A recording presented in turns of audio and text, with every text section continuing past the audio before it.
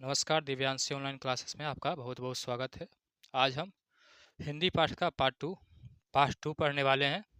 किनके बारे में है? जो जो नलिन बिलोचन शर्मा के बारे में है। उनकी जीवनी के बारे में पहले कुछ पढ़ लेते हैं, जान लेते हैं, उसके बाद चैप्टर पढ़ेंगे। तो किनके बारे में पढ़ेंगे? नलिन बिलोचन शर्मा के बारे में। तो क्या जीवनी है इनका, क्या जीवनी रहा इनका, देखते हैं। नलिन बिलोचन शर्मा का जन्म कब हुआ था? 18 फरवरी 1916 को। ये जो लेखक हैं, कवि हैं, जो आगे जानेंगे क्या थे, लेखक थे या कवि थे। इनका जन्म जो है वो 18 फरवरी 1916 को हुआ था, लगभग प्रथम विश्व युद्ध के समय। नलिन बिलोचन शर्मा का जन्म कब हुआ था? जिसपे लिखा जा रहा है उसको अच्छे से याद कर लीजिएगा। ये सब आपका क्या है, इम्पोर्टेंट है। जिस पे पेन पेन चल रहा है उस वर्ड को अच्छे से याद कर लीजिएगा। क्या है? नलिन बिलोचन शर्मा जन्म कब हुआ था? 18 फरवरी 1916 ईस्वी में इनका जन्म हुआ था। पार्ट टू इन्हीं के कहानी की, आपका हिंदी का जो पार्ट टू है ये इन्हीं के लेखन में जो कहानी है इन्हीं के ऊपर लिखा गया है। तो इनका जन्म हुआ था 18 फरवरी 1916 को। कहाँ पे? पटना के बदरघाट में हुआ था। इनका जन्म भी पटना के बदरघाट में हुआ था, बिहार में हुआ था। वे जन्मना क्या थे? भोजपुरी भाषा थे। वे कौन सा भाषा बोलते थे? जन्म से ही भोजपुरी, जो बिहार की, बिहार राज्य का प्रमुख लैंग्वेज है, भाषा है, वही भाषा वो बोलते थे। और वे दर्शन और संस्कृति में भी प्रख्यात विद्वान महा महोपाध्याय पंडित रामावतार शर्मा के ज्येष्ठ पुत्र थे। ये किनके पुत्र थे? ये लेखक थे। कैसे? प्रख्यात, ये फेमस थे और साथ में विद्वान भी थे। इनके पिता का नाम क्या है? महो महोपाध्याय पंडित रामावतार शर्मा। इनके पिता का नाम पंडित रामावतार शर्मा है। और ये उनमें से क्या थे? उनके सबसे बड़े पुत्र थे। और इनके माता का नाम क्या है? रत्नावती शर्मा। याद करिएगा, पिता का नाम पंडित रामावतार शर्मा, पिता का नाम पंडित रामावतार शर्मा महामहोपाध्याय, और माता का नाम रत्नावली रत्नावती शर्मा। माता और पिता और जन्मदिन याद कर लीजिएगा, ऑब्जेक्टिव में पूछ सकता है। उनका व्यक्तित्व निर्माण,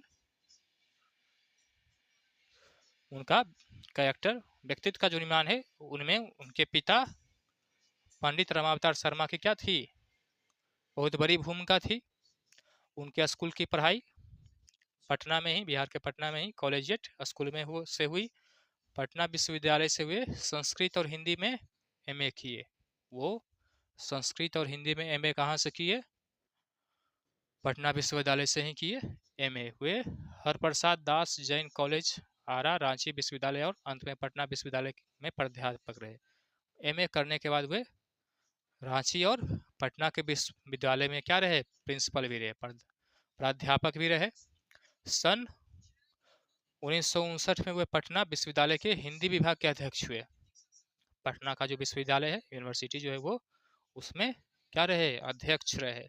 पटना विश्वविद्यालय के कौन से विभाग के? हिंदी विभाग के। कौन से विभाग के? हिंदी विभाग के ये पटना विश्वविद्यालय के अध्यक्ष हुए आगे चलकर। कब हुए थे ये? 1959 में।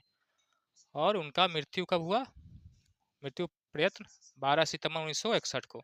मतलब लगभग ये 2 साल के लिए रहे अध्यक्ष पटना विश्वविद्यालय में। ये अध्यक्ष रहे, दो 2 साल के लिए रहे, इस पद पर बने रहे। हिंदी कविता में प्रपदवाद के प्रवर्तक और नई शैली के आलोचक नलिन जी। रचना इस प्रकार है। क्या क्या रचना है उनकी, क्या क्या लिखे हैं वे, उनके प्रमुख लेखन क्या क्या है? चूंकि ये क्या थे? हिंदी और संस्कृत के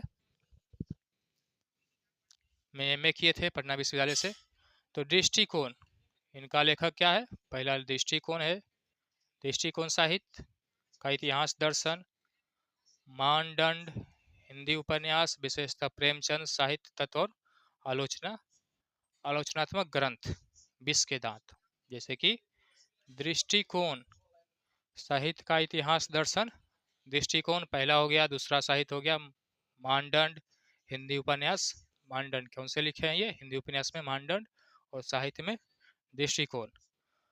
और विशेषतः प्रेमचंद्र लिखे हैं। साहित्य तत्व और आलोचना में आलोचनात्मक ग्रंथ इनका क्या है? विष के दांत। आलोचनात्मक ग्रंथ के रूप में ये विष के दांत के लेखक रहे हैं। और 17 असंग्रहित पूर्व छोटी कहानियां। इसके अलावा 17 कहानियां, छोटी छोटी जो कहानियां है, ये भी ये लिखे हैं। कौन? नलिन बिलोचन शर्मा। कहानी के संग्रह केसरी कुमार नरेश के साथ काव्य संग्रह और अनेक प्रकार के साहित्य लेखन लिखे हैं।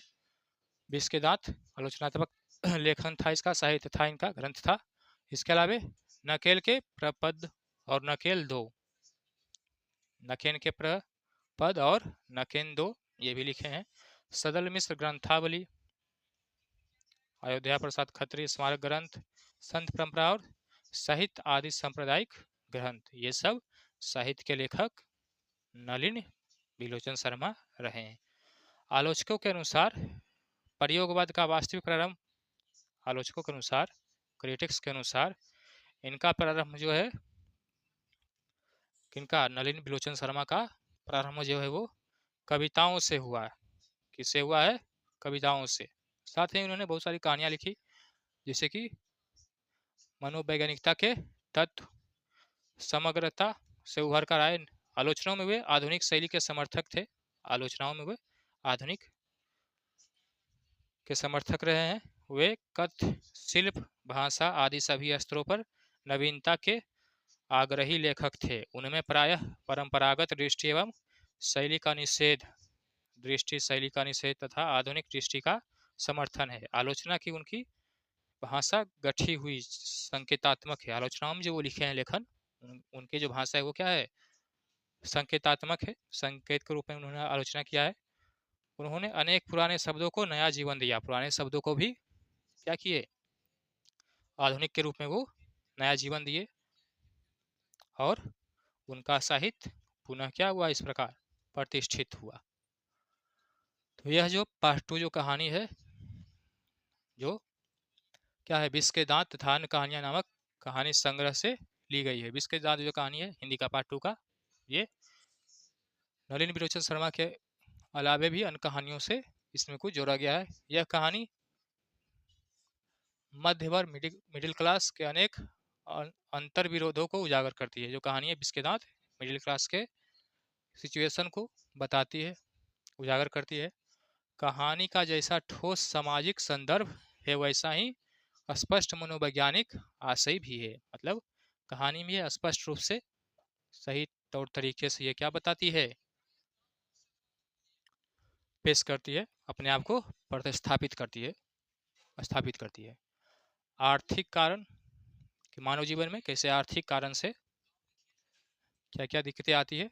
मेन रूप से मध्यम वर्ग के भीतर एक ही ओर सेन साहब जैसे एक श्रेणी उभरती है, एक ही ओर जो कहानी में क्या है? कैरेक्टर है सेन साहब जैसी एक श्रेणी उभरती है, जो अपनी महत्वाकांक्षा और सफेद पोशी के लिए के भीतर लिंग भेद जैसे कुसंस्कार छिपाए हुए है। तो दूसरी ओर गिरधर, जो नौकरी पेशे निम्न मध्यवर्गीय व्यक्ति का श्रेणी है।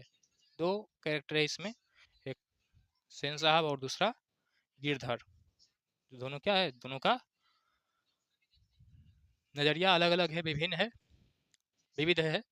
अनेक तरह की थोपी गई बंदिशों के बीच वे अपने अस्तित्व को बहादुरी और साहस के साथ बचाए रखते हैं, अपने दृष्टिकोण को बचाए रखते हैं और लगातार संघर्ष करते हैं अपने नजरिया को। यह कहानी सामाजिक भेदभाव, लिंग, अपने नजरिया को सही ठहराने के लिए कि वे जो कह रहे हैं वही सही है, अपने अनुसार सही है। यह जो कहानी है विष के दांत भेदभाव, लिंग भेद, आक्रामक, स्वार्थी छाया में पलते हुए प्यार दुलार के कुपरिणामों को उभारती हुई सामाजिक समानता एवं मानव अधिकार की महत्वपूर्ण वानगी पेश करती है। यही था, टाइटल था जो बताया था। तो कुछ नलिन विलोचन शर्मा के बारे में जानकारी ले लिए, उनका जन्म कब हुआ था, माता पिता का नाम कब क्या था, वो कहाँ तक पढ़ाई किए, उनके लेखक जो बिस्के के दांत है, इसमें क्या क्या कैरेक्टर है। तो देखते हैं, कहानी शुरू होती है। दो है गिरधर और एक सेन साहब। सेन साहब की नई मोटरसाइकिल बंगले के सामने बरसाती में खड़ी है। सेन साहब दोनों क्या है, मिडिल क्लास से हैं। तो सेन साहब की जो मोटरसाइकिल है ये क्या है, बंगले के घर के सामने बरसात में क्या है, बाहर खड़ी है। काली चमकती हुई स्ट्रीमल इंड, जैसे कोयल घोंसलों में कब उड़ जाए, मतलब काले रंग का जो मोटरसाइकिल है वो किस रंग का है, काले रंग का है, कि कब वो चालू हो और हवा से बातें करना शुरू कर दे। सेन साहब को इस प्रकार इस कार पर नाच था। मोटर कार क्या है, मोटर कार है जो काले रंग की है, और सेन साहब जो है उनको अपने कार पे क्या था, नाच था। आगे देखते हैं, जिसे बिल्कुल नई मॉडल 7,500 में आई है। इसका प्राइस कितना था, जो मोटर कार है जो 7,500 उस समय पुराने समय में 7,500 रुपये में आया था। रंग काला था उसका, चमक ऐसी कि अपना मुंह देख लो, चमचम था, नया कार था। कहीं पर एक धब्बा, कोई भी स्क्रैच कुछ भी नहीं था, बिल्कुल साफ दिख रहा था, एकदम चमचम। समझो मेम साहब की सख्त सो सोफर की सामत, क्लीनर और सोफर, मतलब उस पे वो सेन साहब ने क्या किया था, कार लिए थे तो उस पे साफ सफाई के लिए आदमी भी रखे हुए थे, कि हमेशा क्या करना है, उसको साफ सुथरा रखना है मोटर कार को, कुछ भी धूल गर्दा उस पर नहीं आए, नहीं तो उस व्यक्ति को सुनना पड़ता था। और मेम साहब जो सेन साहब के हैं, मेम साहब की सख्त क्या थी, ताकीद थी कि खोखा खोखी गाड़ी के पास भी फटकने ना पाए, मतलब आसपास भी छोटे छोटे बच्चे जो खेलते हैं, बदमाशियां करते हैं, वो कार के आसपास नहीं आए जाते हैं। क्या होगा, गंदा हो सकता है या फिर स्क्रैच, कुछ कुछ भी कर सकते हैं, बच्चे मासूम होते हैं। लड़कियां तो 5 बड़ी सुशील थी, सेन साहब के 5 बेटियां थी, और ये खोखा खोखी मतलब बेटा बेटी होता है, खोखा मतलब बेटा, खोखी मतलब बेटी होता है। तो लड़कियां तो 5 बड़ी सुशील थी, पांचों ठहरी और सो भी लड़कियां, 5 5 ठहरी और पांचों लड़कियां थी। तहजीब और तमीज की कोई जीती जागती क्या थी, मूर्त थी, पांचों जो बच्ची है, पांचों तहजीब और संस्कार की मूर्त थी। मिस्टर और मिसेज मतलब सेन साहब और मेम साहब। सेन उन्हें क्या करना चाहिए ये सिखाया हो या नहीं हो, क्या नहीं करना चाहिए, इनकी उन्हें ऐसी तालीम थी कि बस, मतलब क्या करना चाहिए, इससे ज़्यादा क्या नहीं करना चाहिए, ये अपने 5 बेटियों को अच्छे से सिखाए थे। लड़कियां क्या है, कठपुतलियां हैं, उनके हिसाब से लड़कियां क्या थी, कठपुतलियां हैं, उनको जैसे कहेंगे वो ऐसा ही करेंगे, अपने बात मानेंगे माता पिता का।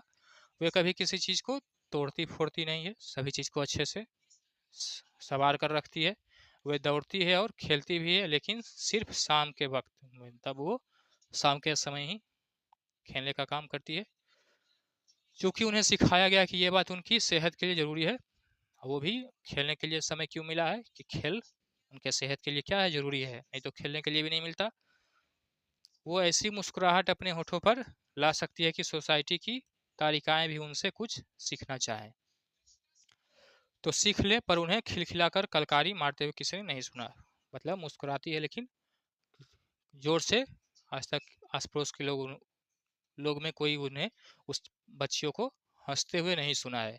सेन परिवार के मुलाकाती रस्क के साथ अपने शरारती बच्चों से खींचकर कहते हैं, तुम लोग हो, और मिसेस सेन के कुछ, मतलब आस पड़ोस के लोग क्या करते हैं, सेन साहब के बच्चियों का उदाहरण देते हैं कि एक तुम सब लोग हो, आस पड़ोस के लोग, जो कितने बदमाशियां शरारत करते हो, और एक सेन साहब के बच्चों को देख लो, वो कुछ भी शरारत नहीं करते हैं और अपना काम मन लगा के करते हैं। ठीक है। फूल का गमला तो तोड़ने के लिए बनाए, आसपास के जो पड़ोसी के बच्चे हैं वो शरारत करते थे, फूल का गमला हो गया, कुछ भी तोड़ उड़ देते थे, गमला उमला टूट ही जाता है, तो वो उसे डांटते थे। लेकिन सेन साहब के बच्चों में ऐसा नहीं था, तुम लोगों के मारे घर में भी तो नहीं, तुम लोगों के मारे घर भी तो नहीं रह सकता मिस्र, जो जहां तक सेन परिवार की लड़कियों का सवाल है, उनके मोटर की चमक दमक को कोई खास खतरा नहीं था। वही आस पड़ोस के लोगों के घर में गमले भी होते थे तो वो भी टूट जाता था बच्चों के शरारत के कारण। लेकिन सेन साहब के घर में 5 लड़कियां होने के बाद भी उनके कार पे या कोई भी चीज़ पे कोई खतरा नहीं था, वो किसी चीज़ को तोड़ते नहीं थे, अच्छे से खेलते थे। लेकिन खोखा भी तो है, लेकिन उन खोखा जो एक ही है, मतलब एक बेटा भी था, 5 बेटी और एक बेटा था सेन साहब के। तो बेटा तो जो था वो क्या था, वो सबसे छोटा था। खोखा यह नहीं कि मिसेस सेन अपना और बुढ़ापे का कोई नाउम्मीद बुढ़ापे की आंखों का भाड़ा है। मतलब खोखा बेटा को क्या समझते थे कि वो बुढ़ापे का सहारा बनेगा। ताल्लुक किसी हालत में मानने को तैयार हो, और सेन साहब तो सचमुच बूढ़े नहीं लगते। सेन साहब अभी भी क्या थे, जवान थे, बूढ़े नहीं हुए थे। लेकिन लगने की बात छोड़िए, हकीकत तो यह है कि खोखा का आविर्भाव तब जाकर हुआ था जब उनकी कोई उम्मीद दोनों को बाकी नहीं रह गई थी। खोखा का जन्म तब हुआ था जब कोई उम्मीद नहीं थी, 5 लड़कियों के बाद अंत में हुआ था। जीवन के नियम का अपवाद था, मतलब एक अपवाद के जैसा ही था। खोखा जो सेन साहब का सबसे छोटा पुत्र है 5 लड़कियों के बाद, यह अस्वाभाविक नहीं था कि वह घर के नियमों को भी अपवाद हो। तो एक ही पुत्र था तो उसके लिए क्या था, लाड़ प्यार बहुत ज़्यादा था, वो शरारतें करता था। इस तरह मोटर कार को कोई खतरा हो सकता था तो किससे, सेन साहब के सबसे छोटे पुत्र से। बात ऐसी थी कि सीमा, 5 बच्चियों का नाम याद करिएगा, सीमा, रजनी, आलो, शेफाली और आरती। 5 ही तो उनके लिए घर में अलग नियम थे। 5 लड़कियों के लिए घर में अलग नियम थे, नज़रिया अलग था उनका। लेकिन दूसरी तरह की शिक्षा थी लड़कियों के लिए, और लड़कों के लिए क्या थी, अलग नियम, अलग शिक्षा थी। ठीक है, मतलब अधिकतर घरों में ऐसा होता है, लड़कियों का होना भी चाहिए। लड़कियों के लिए अलग नियम, उनकी रहन सहन शिक्षा अलग प्रकार की होती है, और लड़कों के लिए अलग तरह की होती है। तो आगे का क्लास आगे करेंगे। जो खोखा जो था उनका सबसे छोटा पुत्र, उसके लिए क्या था, अलग नियम था। तो आगे इसके बारे में पढ़ेंगे। ठीक है, मिलते हैं अगले क्लास में।